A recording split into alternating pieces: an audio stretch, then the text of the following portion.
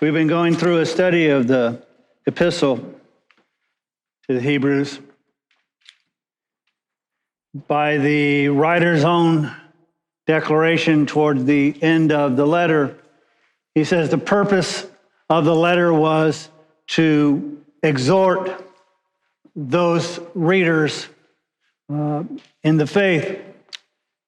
And the predominant part of this letter is that, although every once in a while he turns to a warning. Last time we took a look at the beginning of this passage is about warning, and the warning was not to procrastinate, that if you hear God's voice today, then we're to respond today and not let that opportunity of hearing his voice escape us. He's going to continue on with that warning, saying, as first part of the warning, act immediately, here are the consequences. So in chapter 4, which we would think, well, new thought, new everything, that's part of the problem with the way they kind of divided up the chapters and the verses. Sometimes the thought is just a continuation of what happened before. And so verse 1 of chapter 4 says this, therefore, let us fear if while a promise remains of entering his rest, any one of you may seem to have come short of it. Now, if you read the commentaries, they hate the word fear when it comes to Christian belief, because we should not fear God. Well, the scriptures tell us the fear of the Lord is the beginning of all wisdom. But it's not, in essence, if you will, a sense, and for us believers, a sense of fear and trembling, although the scriptures also say that for those who fall into the hands of a wrathful God, there ought to be fear and trembling. But you need to take God seriously and respect him. And so there are serious consequences if we fail to respond to his word. And so it says, therefore, let us fear if, while a promise remains of entering his rest, any one of you may seem to have come short of it. Now notice, the fear is not necessarily that the writer is missed out. The writer's concern is that we might have missed out. It seems today that the church and the teaching is all about you. God's just so in love with you that he had to have you, and it's so important about you, and it's you. But the scriptures always talk about somebody else. And here the warning is about somebody else. We need to be fearful. We need to take it serious that somebody might come short of God's promises. It's not just about us. That's why we should pray for the missionaries who go to foreign countries, especially those in hostile areas, and spread the gospel, because they take seriously that they need to spread the good news to everyone so that everyone has the opportunity to enter this rest. But it doesn't need just to be foreign missionaries. We have a responsibility as well to preach the gospel here. And here is wherever you are. As we are going, we are to discuss and exhort and passionately plead with those that they might not miss out. If there is a heaven, and there is, then you would want everybody to go. If there is a hell, and there is, you wouldn't want anybody to go.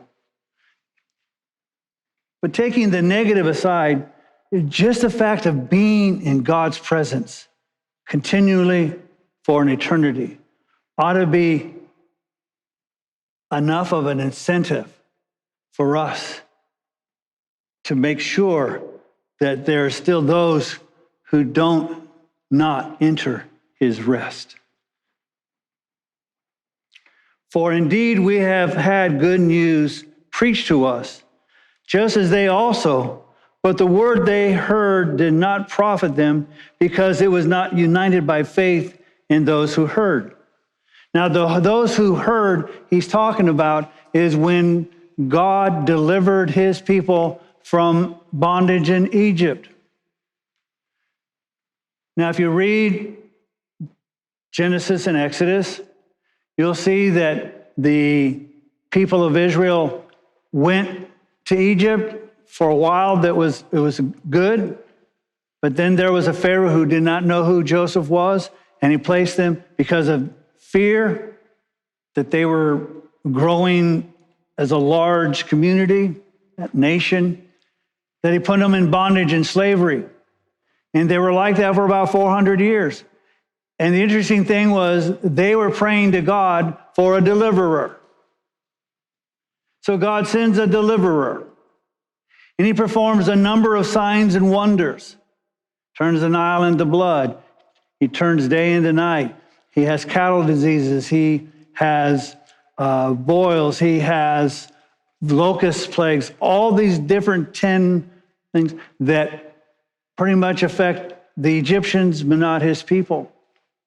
And then the last wonder is the Passover of the death angel when they saw the blood on the doorpost and the lintel. Then they saw God walk with them in a pillar of cloud by day and a pillar of fire by night. He parted the Red Sea. He fed them manna in the wilderness. He fed them meat. And constantly they complained and wanted to go back to Egypt. One of my repeated warnings to y'all and whoever might hear is that there are so often, you hear it in Christian music and others, God, I want to see a miracle. And Lord knows I like to see miracles. Those are cool. You don't see them every day.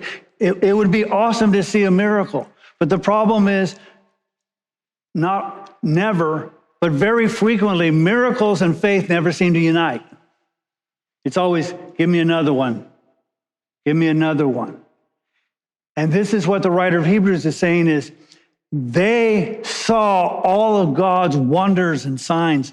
He walked with them, but yet all of those things that took place was not united by their faith. For we who have believed enter that rest. Just as he said, as I swore in my wrath, they shall not enter my rest, although his works were finished from the foundation of the world. Now, I want you to notice something. Here's the warning. We are to respond immediately today. But the consequences, if you don't unite that in faith, you don't participate in his rest. And it's vitally important to understand it's his rest.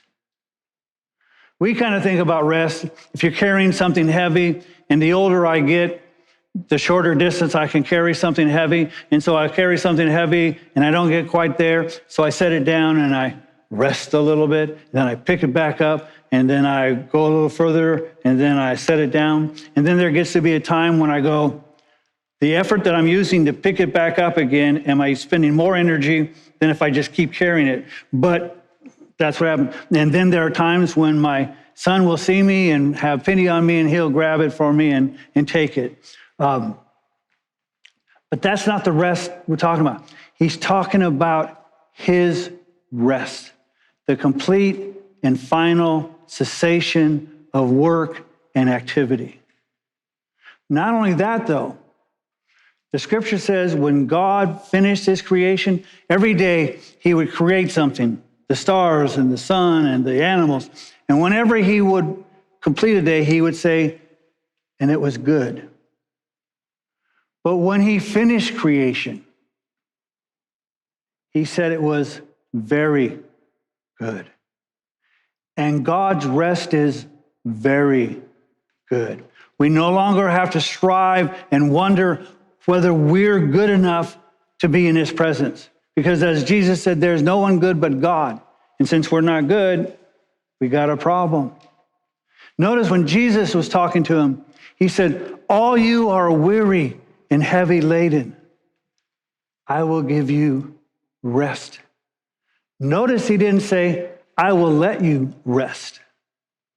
He said, I will give you rest. The rest that God gives us is unique because it's eternal and it springs up from it. So no longer do we have to struggle with, am I good enough?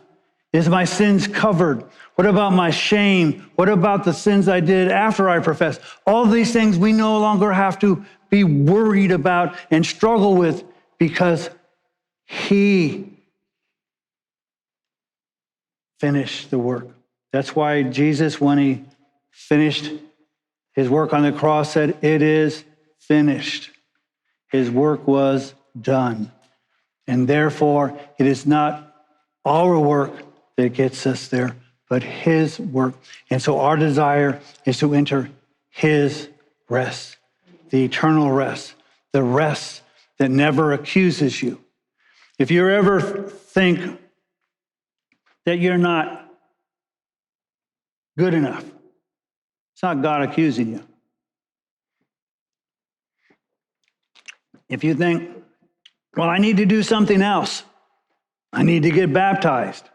I need to give certain things. I need to do these ministries. If I need to add something else, that's not God speaking. Because the adversary always wants you to think you're not good enough, and the truth is you're not. But God made you so. Because he rested from his works, and part of his work was your salvation. Before the foundation of the world, he chose us in him.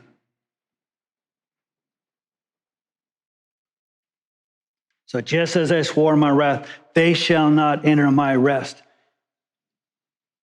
That should scare those who aren't his. Because to not be in his rest means you're still in constant striving and turmoil. For he has said somewhere concerning the seventh day, and God rested on the seventh day from all of his works. And again, in this passage, they shall not enter my rest. So there is an opportunity for God to give us his rest, but the warning that you should make sure that you enter that rest.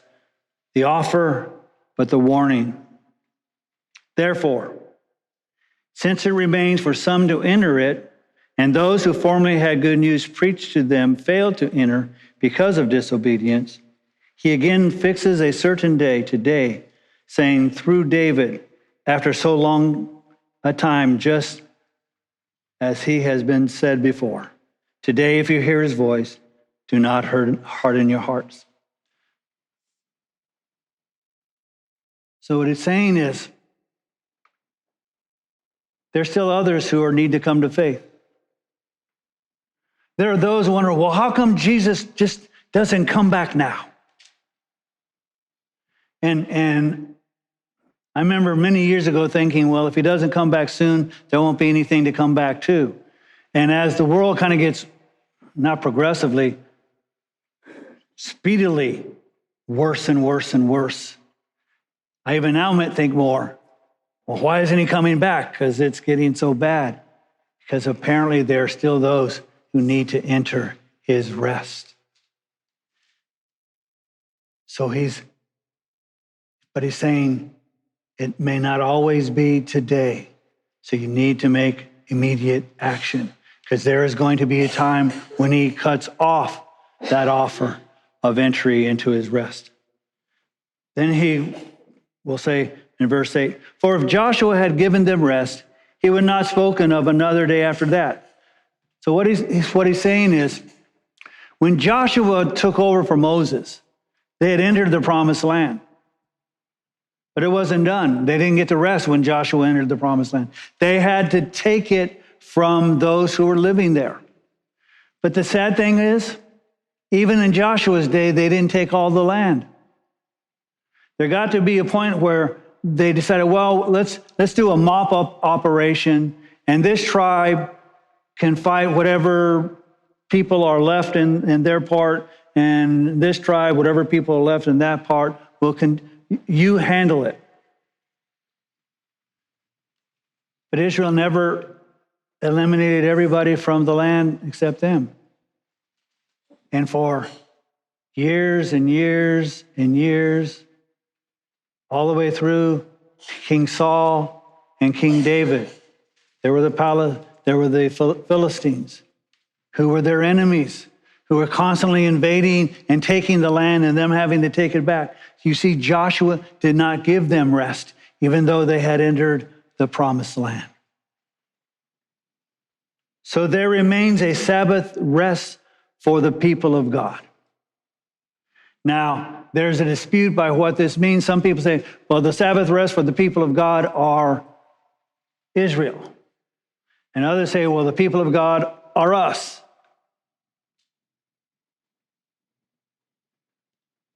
Not at the risk of taking sides, I think it's both. When it says the people of God, it means the people of God.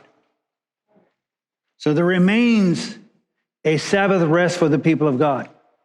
So we live in this world, and it's subject to pain and illness and sickness and sin and death and sorrow and shame and all of those things that we don't enjoy about life.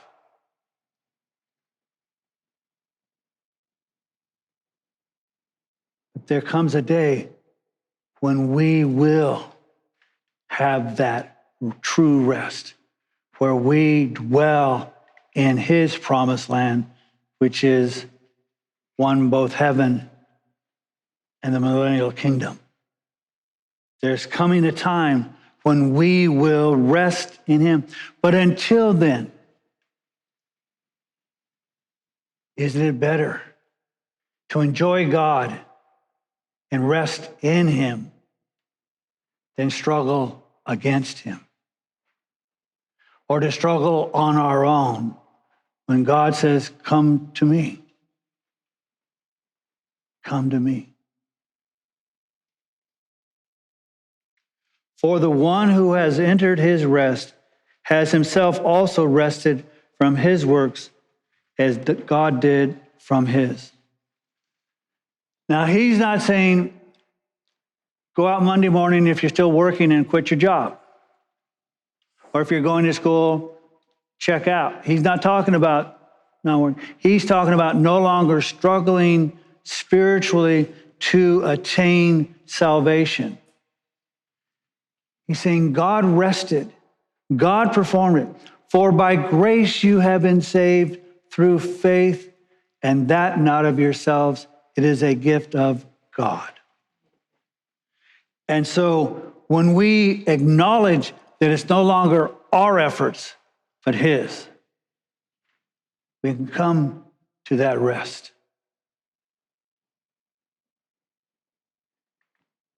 Therefore, let us be diligent to enter that rest so that no one will fall through following the same example of disobedience.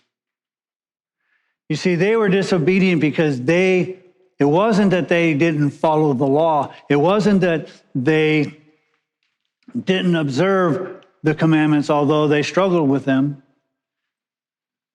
God was angry at them because of their lack of faith. It's always amazing to me when you read Exodus and having seen all these wonders of God. And Moses is up on the mountaintop talking to God. When they were given the opportunity to do that and said, no, you go, we're fine where we are. But because Moses was up there a little too long, they decided to create their own God. And they got jewelry and whatever, and they melted it down and created a golden calf. What I find perversely funny is that God tells Moses what's happening, and God is really angry. And Moses kind of, calm down. It's okay. I'll go down and talk to him. It's okay. And he goes down and he sees what's happening. Then Moses gets really angry and wants God to wipe him out. So, it's like they say, kind of ignorance is bliss. So as long as you don't see what's happening, oh God, you're kind of overacting. It's okay, kind of whatever. But when he sees it. But again, how short a time from miracles to taking on another God.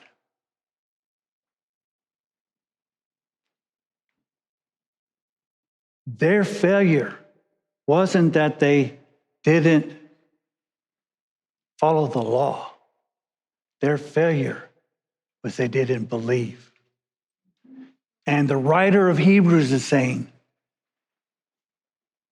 make sure you don't make the same mistake they did. Come with belief. Respond in belief. Respond in faith. It's not what you do, but what he's done for you.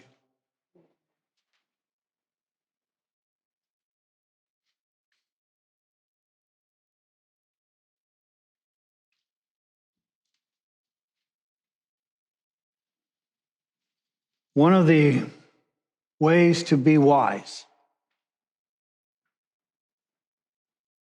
is to see the mistakes other people make and don't do them. But we all have a tendency when somebody makes a mistake to use that as an excuse to make mistakes. So as my children were growing up, as far as I told them, I was perfect. I never did anything wrong. I could walk on water. I was a little inch on the ground, but I was perfect. Because I, in my experience, had seen when their parents would try to be honest and say, well, I did this and I did that and I messed up here then when the kid was doing the same thing, they would yell back, well, you did it. It's your fault. You did it. So why can't I make my mistakes? Because you're being dumb.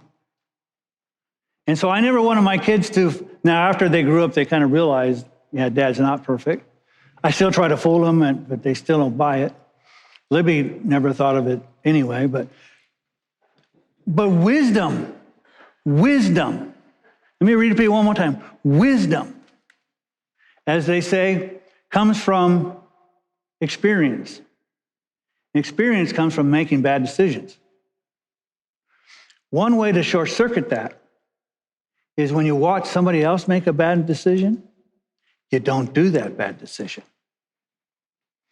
Somebody you see dating a person, you think, why would they date that person? They have nothing in common, blah, blah, blah, blah, blah. Are you in that kind of relationship where you got nothing? Learn from other people so that their mistakes don't have to be your mistakes, so that you develop wisdom without the pain and the sorrow that comes with bad decisions. So the writer of Hebrews is saying, all you need to do is look at the people of God, the children of Israel. They were disobedient, not because they didn't measure up to the law, but because they didn't respond in faith. Now, I find this interesting.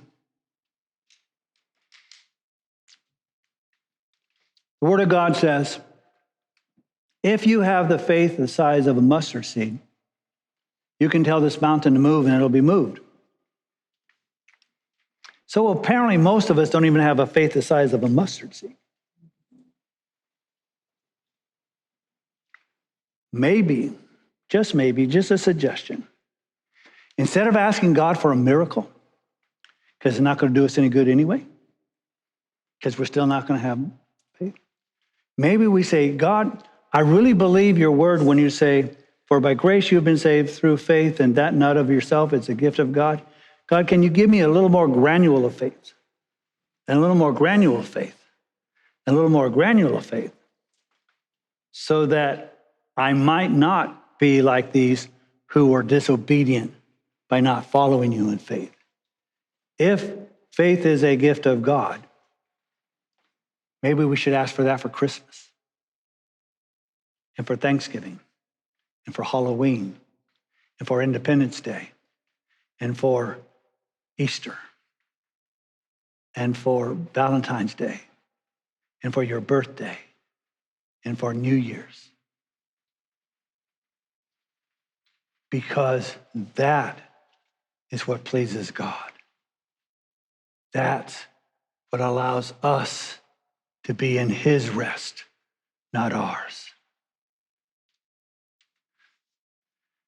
You can be in my home for a period of time and we can give you some peace and quiet for a short period of time until somebody gets irritated and angry and then somebody raises their voice.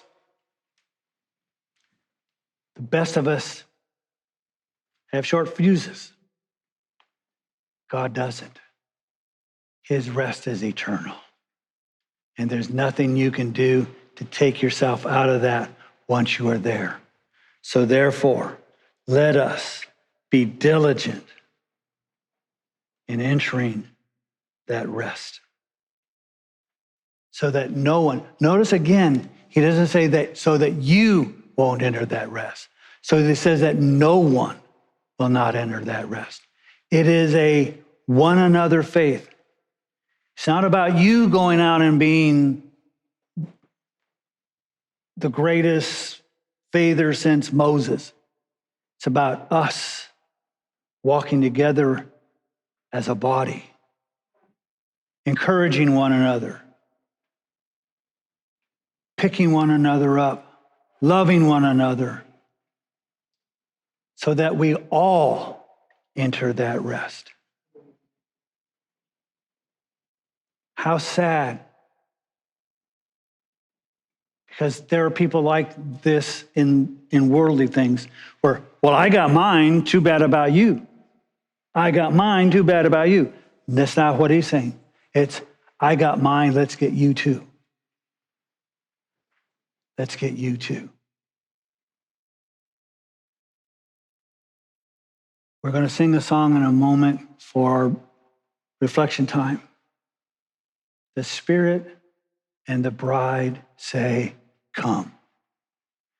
It's the voice of God who says, come. Come, those of you who haven't been loved before. Come, those of you who the world casts aside. Come, those of you who thought you could make it on your own, you can't. The Holy Spirit says, come. That means you too. And it says, and the bride says, come. And the church, in the same voice as the Spirit says, come to him. You won't know what it's like until you've entered that rest.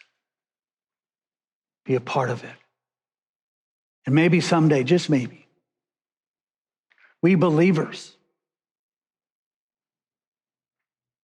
will look like it's a good thing to be a believer, rather than all down and dejected. Oh, poor me. And I haven't seen a miracle in 32 months. Here's a great thing about prayer. If you pray consistently, you're going to see God moving a lot more than if you don't ever pray. Because God's out there doing something. As we sang, even if I don't see it, you're still working. Even if I don't feel it, and that's our culture. It's all about what we feel. And God goes, it doesn't matter what you feel. You're mine if I've called you. Nothing can separate you from my love. Not even your own obstinance. So, the warning is, don't procrastinate. If you hear his voice today, come. The warning is, if you delay and you miss that opportunity and he closes that window of opportunity, then you will never have the opportunity to enter his rest.